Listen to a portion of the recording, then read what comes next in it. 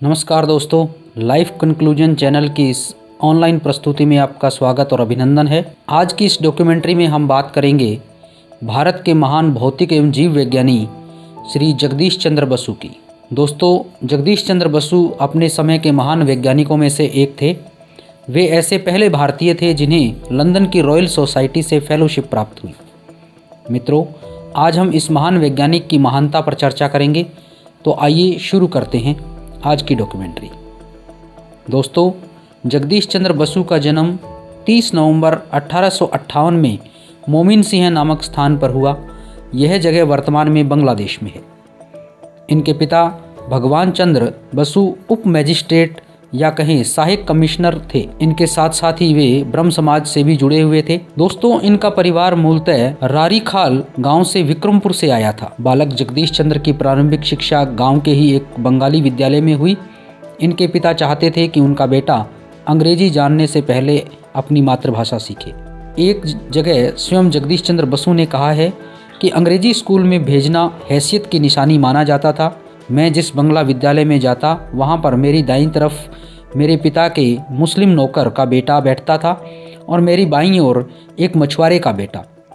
उनकी पक्षियों, जानवरों और जलीय जीवों की कहानियों को मैं कान लगाकर सुनता था। शायद इन्हीं कहानियों में से मेरे मस्तिष्क में प्रकृति की संरचना पर अनुसंधान करने की गहरी रुचि दिखाई। विद्यालय स्तर की पढ़ाई के बाद बसु ने कलकत्ता के प्रसिद्ध सेंट जेवियर महाविद्यालय में 1880 में स्नातक की पढ़ाई पूरी की। अब जगदीश चंद्र चिकित्सा शास्त्र की पढ़ाई करना चाहते थे। इसके लिए उन्हें लंदन जाना था। सन 1880 में उन्होंने लंदन विश्वविद्यालय से चिकित्सा के पाठ्यक्रम में प्रवेश लिया। लेकिन मित्रों, कुछ ही समय में वहाँ बसु का स्वास्थ्य खराब रहने लगा, जिसके कारण उन्होंने चिकित्सा की पढ़ाई बीच में ही छोड़ दी और 1881 में कैम्ब्रिज विश्वविद्यालय के क्राइस्ट कॉलेज में विज्ञान के पाठ्यक्रम में प्रवेश ले लिया। दोस्तों, इसी कॉलेज में बसु प्रोफेसर लाफोर्ट से मिले, जिनसे उन्हें भौतिक शास्त्र के अध्ययन के लिए अत्यधिक प्रेरणा प्राप्त हुई। 1884 में बोस इंग्लैंड से बीएससी की उपाधि प्राप्त कर भारत लौट आए। अब बात करते हैं कि जब वो भारत आ गए तो किस तरह से उन्होंने यहाँ अंग्रेजी राज का सामना किया और सत्याग्रह के द्वारा अंग्रेजी सरकार को झुकाया। बात सन 1985 की है, जब बोस की नियुक्ति कलकत्ता के प्रतिष्ठित प्रेसिडेंसी कॉलेज में भौतिक विज्ञान के प्राध्यापक के रूप में हुई।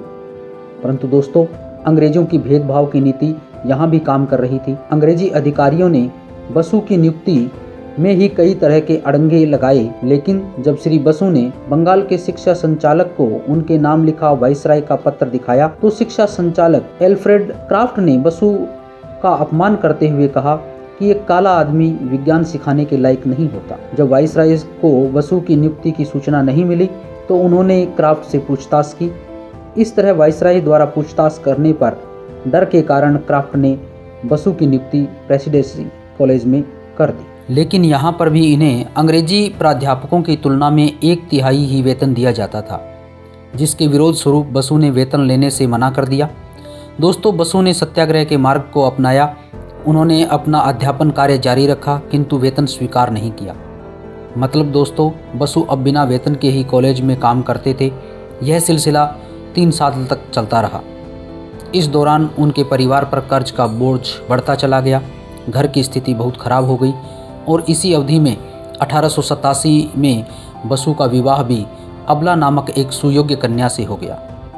दोस्तों, ऐसी विपरीत परिस्थितियों में भी परिवार और पत्नी ने उनका भरपूर साथ दिया। बसु अपना काम पूरी मेहनत और लगन से करते रहे और 3 साल बाद प्राचार्य टॉने तथा शिक्षा संचालक क्राफ्ट ने अपनी गलती को स्वीकार किया और उन्हें अंग्रेजी प्राध्यापकों के समान नियुक्ति तिथि से ही पूरा वेतन देना स्वीकार किया। साथियों, इसी वेतन से उन्होंने अपने परिवार का ऋण चुकाया। अब बात करते हैं उनके अध्यापन और अनुसंधान की। दोस्तों, अनुसंधान का कार्य भी बसु के लिए आसान नहीं रहा।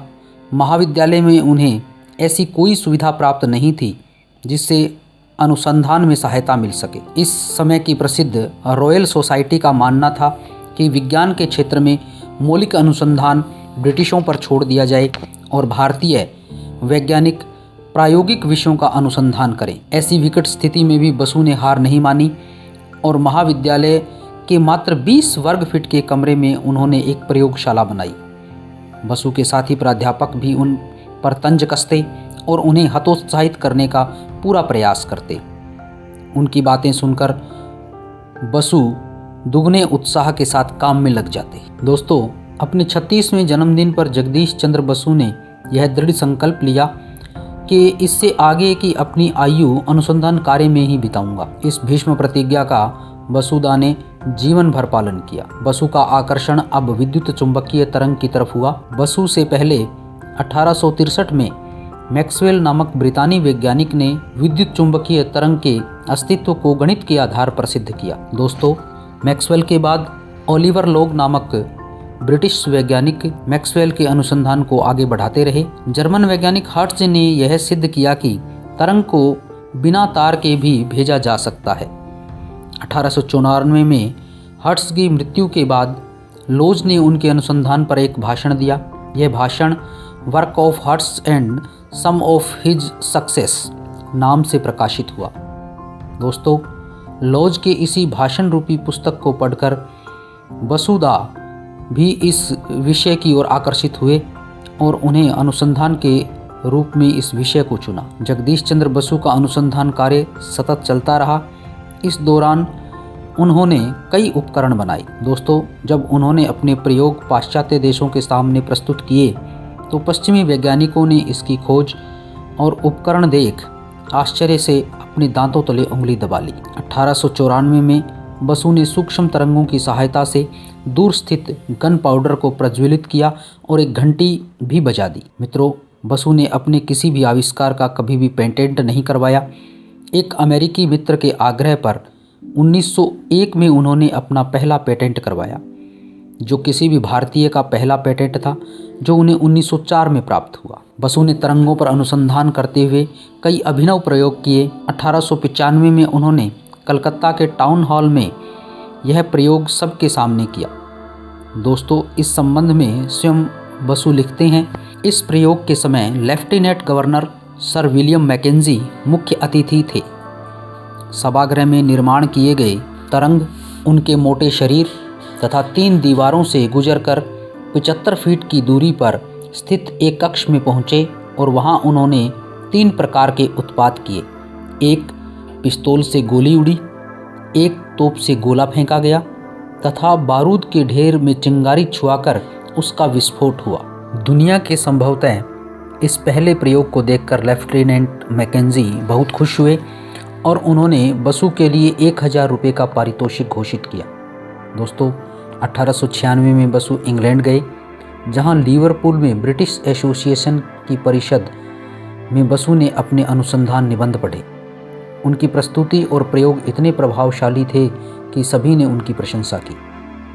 ब्रिटिश समाचार पत्र, जो उस समय तक भारतीयों के लिए तुच्छ भाषा का प्रयोग करते थे, उन्होंने भी बसु के लिए गौरवपूर्ण शब्दों का प्रयोग किया। ब्रिटेन में दिए गए अपने इन्हीं व्याख्यानों के कारण महान वैज्ञानिक लॉर्ड केल्विन ने भारत मंत्री लॉर्ड हैमिल्टन को एक पत्र लिखा, जिसमें भारत में अनुसंधान के लिए प्रयोगशाला स्थापित करने का सुझाव और मांग दोनों थी।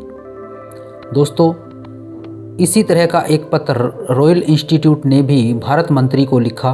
भारत मंत्री ने भारत सरकार को पत्र लिखकर भारत में प्रयोगशाला स्थापित करने हेतु आगे की कार्रवाई के लिए कहा, परंतु भारत सरकार से एक पत्र बंगाल प्रांत की सरकार को गया और अंततः ये बातें फाइलों में ही बंद हो गई। परंतु केंद्र सरकार ने बसु को वार्षिक 2000 रुपये अनुदान अनुसंधान कार्य के लिए मंजूर कर लिया। सन 1900 में जिन दिनों बसुदा इंग्लैंड में थे, उनके प्रयोग और व्याख्यानों की चारों ओर धूम मची हुई थी। चारों तरफ से उन्हें बधाई मिल रही थी। तभी प्रोफेसर लॉज तथा प्रोफेसर बैरेट ने बसु के सामने एक प्रस्ताव रखा कि वो भारत छोड़कर इंग्लैंड आ जाएं। यहाँ पर विश्वविद्यालय में एक प्राध्यापक का स्थान खाली है, लेकिन राष्ट्रभक्त बसु ने यह स्वीकार नहीं किया और इस स्वर्णिम अवसर को ठुकरा दिया। मित्रों, इस संबंध में उन्होंने अपने परम मित्र रविंद्रनाथ टैगोर से भी विचार विमर्श किया और अंततः इस पद को न स्वीकार करने का निश्चय किया। श्री बसु द्वारा इंग्लैंड में प्राध्यापक पद ठुकरा देने के बाद घटनाक्रम कुछ ऐसा हुआ कि उन्हें काफ़ी समय तक इंग्लैंड में ही रहना पड़ा। इसी प्रवास में बसु रविंद्रनाथ की कथाओं का अंग्रेजी अनुवाद करते तथा अपने अनुसंधान में भी लगे रहते। लेकिन मित्रों, एक बात उन्हें बार बार कचोट रही थी कि वे क्या करें। क्या वे इंग्लैंड में ही रहें? क्या वे भारत लौट जाएं? नौकरी जारी रखें या अवकाश लें या नौकरी छोड़ दें?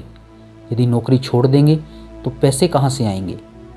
मित्रों, ऐसी गंभीर स्थिति, ऐसे गंभीर विषय पर वे किससे बात करें, किसे अपने मन की बात बताएं, ये भी एक उलझन थी। अंततः उन्होंने अपने अंतरंग मित्र रविंद्रनाथ ठाकुर से बात की। रविंद्रनाथ ठाकुर यह चाहते थे कि बसु इंग्लैंड में रहकर ही अनुसंधान करें और उनके वेतन न मिलने की स्थिति में रविंद्रनाथ धन की व्यवस्था करेंगे। बसु अपनी आर्थिक तंगी को मिटाने के लिए अपने अनुसंधान एवं लेखों के कॉपीराइट भी बेच सकते थे, लेकिन उन्होंने ऐसा नहीं किया। बसु ने सजीव और अजीव दोनों चीज़ों पर अनुसंधान किए और उन्होंने सिद्ध किया कि जीव अजीव सभी में वेदना का अनुभव होता है। सभी वस्तु जहर के प्रति प्रतिक्रिया देते हैं, चाहे वे सजीव हों या अजीव। उनके बनाए उपकरण से अजीव पदार्थों की धड़कन भी समझी जाती थी। मित्रों, इन प्रयोगों और व्याख्यानों पर उन्हें पाश्चात्य वैज्ञानिकों से प्रतिकार भी सहन करना पड़ा, लेकिन वे अडिग रहे और अपना काम करते रहे। पश्चिमी वैज्ञानिक ये मानने को तैयार ही नहीं थे कि वनस्पतियों से विद्युत प्रतिसाद प्राप्त हो सकता है या अधातु भी प्रतिक्रिया दे सकते हैं, लेकिन जगदीश चंद्र बसु इसे सिद्ध करने पर अडिग थे। इसी समय जब पश्चिमी वैज्ञानिक चाह रहे थे कि बसु भारत लौट जाएं, उसी समय त्रिपुरा के राजा ने उन्हें 10,000 रुपये की सहायता देना स्वीकार कर लिया तथा 10,000 रुपये इसके बाद और देने का वायदा किया। अब बसु का 1 साल और इंग्लैंड में रहने की व्यवस्था हो गई थी। दोस्तों, 21 मार्च 1902 को वह दिन आया जब बसु ने शरीर विज्ञान, जीव विज्ञान एवं अन्य शास्त्रों के विद्वानों के सामने रॉयल सोसाइटी के समक्ष किए गए प्रयोग पुनः प्रस्तुत किए और उन सब लोगों ने उनकी प्रशंसा की। मित्रों, जब हम रॉयल सोसाइटी के उक्त लेखों और प्रयोगों की बात करते हैं तो यहाँ बता देना ठीक है कि रॉयल सोसाइटी ने उनके इन लेखों को छापने से मना कर दिया था, लेकिन एक अन्य सोसाइटी ने, जिनके सामने बसु ने अपने प्रयोग पुनः प्रस्तुत किए थे, उन्होंने इसकी काफ़ी प्रशंसा की और उन्हें प्रकाशन के लिए भी स्वीकार किया। 1 जनवरी 1903 को जगदीश चंद्र बसु को CIE commander of the Indian Empire की उपाधि से सम्मानित किया गया। इसके बाद जगदीश चंद्र बसु उत्तरोत्तर अनुसंधान करते रहे, उन्हें अपार सफलताएं मिलती रही। दोस्तों, बात करते हैं जगदीश चंद्र बसु के ग्रंथों की। जगदीश चंद्र बसु ने 10 मौलिक ग्रंथों की रचना की जो इस प्रकार हैं। दोस्तों, जगदीश चंद्र बसु का पहला मौलिक ग्रंथ है response in the living and non living. दूसरा ग्रंथ है for response is a means of physiological investigation. तीसरा ग्रंथ कोऑपरेटिव इलेक्ट्रोफिजियोलॉजी। चौथा ग्रंथ researches on irritability of plants. चौथा है द फिजियोलॉजिकल ऑफ फोटोसिंथेसिस। छठा ग्रंथ है नर्वस मैकेनिज्म ऑफ प्लांट्स। सातवां ग्रंथ कलेक्टेड फिजिकल पेपर्स। आठवां ग्रंथ है for autographs and their revelations. नवां ग्रंथ है the motor mechanism of plants. और मित्रों, अंतिम ग्रंथ है growth and tropic movement of plants, जो 1929 में प्रकाशित हुआ था। जगदीश चंद्र बसु ने मौलिक ग्रंथों के अतिरिक्त कुछ ग्रंथों का संपादन भी किया। ये ग्रंथ 1918 से बोस इंस्टीट्यूट में हुआ अनुसंधान transaction of the Bose research institute के वार्षिक खंडों के रूप में प्रकाशित होने लगे। इनका संपादन बसु अंत तक करते रहे। इनमें से कुछ खंड विशिष्ट शीर्षकों में प्रकाशित हुए। खंड 1 1918, खंड 2 1919, खंड 3 1920 life movement in plants research शीर्षक से, खंड 4 1921 एक साथ प्रकाशित, खंड 5 1923 the physiology of the ascent of shape शीर्षक से, खंड 6 1932 में लाइफ मूवमेंट्स एंड प्लांट्स शीर्षक से, खंड 7 1933 में और खंड 8 1934 में प्रकाशित हुआ। मित्रों, इसी श्रृंखला में खंड 9 1935 में, खंड 10 1936 में, खंड 11 1937 में प्रकाशित हुए।